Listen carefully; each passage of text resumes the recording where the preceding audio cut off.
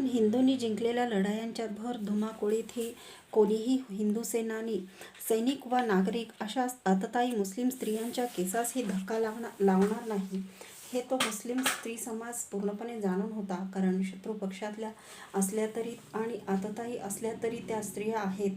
यासाठी लढाईत पाडाव झालेल्या सुद्धा मुस्लिम राज्य स्त्रियांना काय किंवा बटकीने काय, त्या कालच्या हिंदू विजेत्यांनी त्यांच्या मुसलमानी घरी सुरक्षितपणे परत धाडून दिल्याची उदाहरणे वारंवार घडत होती.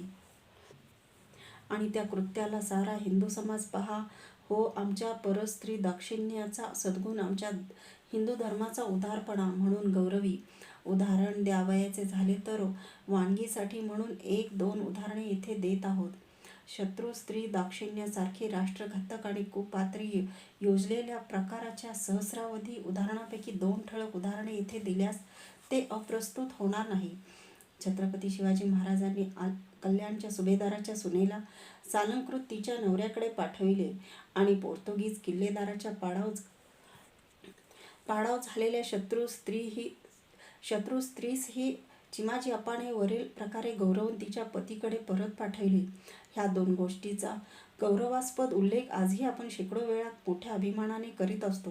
पण शिवाजी महाराजांना किंवा चिमाजी अप्पांना मोहम्मद गझनी, घोरी, अल्लाउद्दीन खिलजी इत्यादी मुसलमानी सुलतानांनी दाहिरच्या राजकन्या कर्णाराज्याची कमलदेवींनी तिची स्वरूप सुंदरी मुलगी देवलदेवी इत्यादी सहस्रावधी हिंदू राजकन्यांवर केलेल्या बलात्कार आणि लक्षावधी हिंदू स्त्रियांची केलेली विटंबना यांची आठवण पाडाव झालेल्या मुस्लिम स्त्रियांचा गौरव करताना झाली नाही हे आश्चर्य नव्हे काय. त्या विटंबना केलेल्या हिंदू राजस्त्रियांच्या नि बलात्कारिल्या गेलेल्या लक्षावधी हिंदू स्त्रियांनी फोडलेल्या करून किंकाळ्यांनी नि टाहोंनी हे हिंदुस्थानचे सर्व वातावरण सूक्ष्म ध्वनीने सतत कंपित होत होते. त्याचे प्रतिध्वनी शिवाजी किंवा चिमाजी अप्पांच्या कानावर येत नव्हते काय. त्या बलात्कारिल्या गेलेल्या लक्षावधी स्त्रिया असे म्हणत असतील की आम्हावर मुस्लिम सरदार आणि सुलतानांनी केलेल्या अत्याचार आणि बलात्कार शिवाजीराजे आणि चिमाजी अप्पा कदापिही विसरू नका. त्या मुस्लिम सुलतानांना तुम्ही अशी दहशत बसवा की हिंदूंचा विजय होताच मुसलमानांनी आमची ज्या प्रकारे विटंबना केली त्याच प्रकारे विटंबना मुसलमान स्त्रियांचीही केली जाईल. अशा प्रकारे हिंदू विजयी होताच मुस्लिम स्त्रियांवरही अत्याचार केला जातो अशी दहशत मुसलमानांना बसली की मग पुढील मुसलमान विजेते हिंदू स्त्रियांवर अत्याचार करण्यास धसणार नाहीत. पण शत्रू स्त्री दाक्षिण्याच्या सद्गुण विकृती पायी शिवाजी महाराज किंवा चिमाजी अप्पा तसा प्रत्याचार मुस्लिम स्त्रियांवर करू शकले नाहीत. हिंदूंच्या त्या काळच्या ह्या स्त्री दाक्षिण्याच्या धर्मघातक धर्मसूत्रामुळेच मुस्लिम स्त्रियांनी केलेल्या लाखो हिंदू स्त्रियांच्या अनन्वित छळाचे पारिपत्यापासून त्यांचे संरक्षण करण्यास त्या मुस्लिम स्त्रियांचे स्त्रीत्व ही एकच ढाल काय ती पुरेशी ठरली. त्यातही मुस्लिम स्त्रीला हिंदू करून घरात घेणे हे कृत्य स्वतः ते हिंदूच पाप समजत.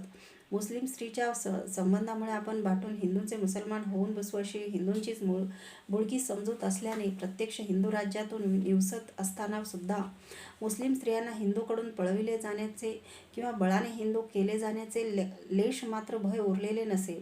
अपवाद अगदी विरळा. अशा परिस्थितीत शतकानुशतके हिंदू स्त्रियांवर अनन्वित अत्याचार करण्याच्या आणि त्यांना बाटवण्याच्या अधम अपराधाचा यथोचित दंड त्या मुस्लिम स्त्री समाजास केव्हाही देण्यास आलेला नव्हता. आणि म्हणूनच हिंदू स्त्रियांना बळाने बाटविण्याचा मुस्लिम स्त्री समाजाचा दुष्ट खटाटोप निर्भेदपणे त्या शतकानुशतकांच्या प्रदीर्घ कालखंडात साऱ्या हिंदुस्थानात सारखा चालत राहिला. परंतु जर मुसलमानांची आक्रमणे चालू झाली त्या वेळेपासून मुस्लिम स्त्री समाजाने केलेल्या हिंदू स्त्रियांच्या राक्षसी विटंबनेच्या निष्कृतीसाठी हिंदू लोकही त्यांना जे रणांगणात मुस्लिमांवर प्रभावी जय मिळत त्यावेळी तरी त्या मुस्लिम स्त्री समाजाचेही परिपत्य कठोरपणे करीत जाते. हिंदू स्त्रियांची त्या मुस्लिम शत्रूंनी जी दुर्दशा केली तशी दुर्दशा त्या मुस्लिम स्त्रियांचीही करते. मुस्लिम स्त्रियांना प्रसंगी बळाने सुद्धा हिंदू करून हिंदू समाजात घरोघर पोचवून टाकते. तर ह्या तर ह्या हिंदूंच्या प्रत्याक्रमणाच्या आणि प्रत्याचाराच्या संभवनीय भयाने मुस्लिम स्त्रिया मुस्लिमांचे विजय होत तेव्हा सुद्धा हिंदू स्त्रियांवर अत्याचार करण्यास कदापि धसल्या ना. भयाने चळचळ कापू लागल्या असत्या. आज आम्ही हिंदू स्त्रियांना बाटविल्या, छळल्या, बटकी केल्या, तर उद्या व परवा हिंदूंना विजय मिळताच आमची आणि आमच्या मुली बाळींचीही तीच ताटातूट विटंबनाने दुर्दशा करण्यास हिंदू समाज ही गावोगावनी घरोघरी सोडणार नाही, सोडित नाही. हिंदू स्त्री पीडनाच्या भीषण दंडापासून आमची स्त्रीत्वाची ढाल सुद्धा आमचे लवलेश ही संरक्षण करू शकत नाही.